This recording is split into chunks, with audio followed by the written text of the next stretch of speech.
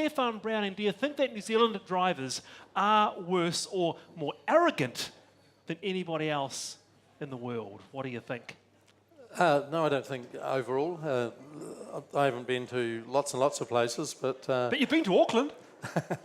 Auckland's pretty variable. Yeah, very. Yeah. What do you think, Tracy Martin? Well, I've been to Myanmar, Thailand, Taiwan and Japan. And what I think is that New Zealanders like to stick to the rules and therefore they get really irritated when other people don't stick to the rules. But in those countries, there's much more flexibility. They'll give way to somebody because they know there's thousands of them on the road.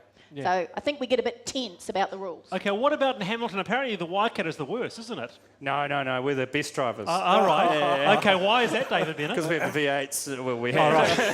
Yeah, going 50, sticking to the road. There's no little eco cars in Hamilton East, is there, David Bennett? There are a few. Are there? Yeah, Not that you've seen though. What do you think, Chris Farford? Generally pretty good, but I think the bad ones are pretty awful. And I'd like to know what the others think, but I lament the loss of being able to give bad drivers the bird these days because you can't be caught as an MP giving someone else.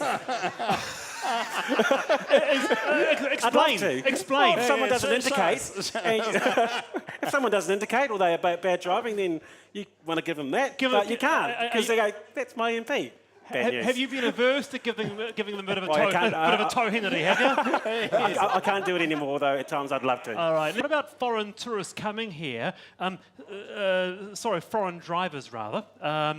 Overseas drivers involved in 558 crashes last year, and 75% of those visitors were at fault. So, should there be an online sort of exam that they have to pass, Stefan? That's an interesting idea, that one. I certainly, and we all use a number of rental cars, get the little left sticker on there. I think it needs to be much stronger, needs to be in the language of the hirer, and the idea of a little video or something would be great as well. It seems to be a really easy thing to implement for a government policy, so why perhaps isn't it happening, Tracy? Well, I think John Key showed you why it wasn't happening. He was really flippant when he actually just said, it's only about 400 accidents a year or whatever. I mean, that's 400 accidents where people are hurt and then we pay their ACC. But it's a low percentage though, isn't it? I mean, that's not about percentage, it's about people.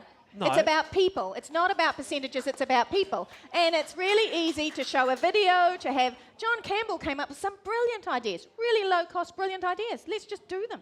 These low-cost, brilliant ideas, you can't really argue with that, David Bennett from Hamilton East, can you? No, so why isn't it happening? That's the thing. Because there's a couple of factors. First of all, if you look at the percentages per capita, foreign drivers are no different from New Zealand drivers in their percentage of accidents. So it's not... Try telling Tracy that. Well, those are the stats. And the other thing you've got to look at is that we've got international conventions that if we bring in tests for foreign drivers coming here, we'll be in breach of those effectively. An online exam, 4 or 5 questions. And when we go overseas, we like to be able to drive overseas as well. But you can bring in a series of measures like Air New Zealand's doing on its, on the planes coming in, to give people more understanding, and the minister's done some progress around that. I still think we need to do more. I'm not sure if an exam is the right thing, but I still think it's unbelievable. What is? People come off a plane and go straight into a car or a motorhome they've never ever driven before in their lives. That's just nuts. We need to do more, and we have to work with industry to make sure we can do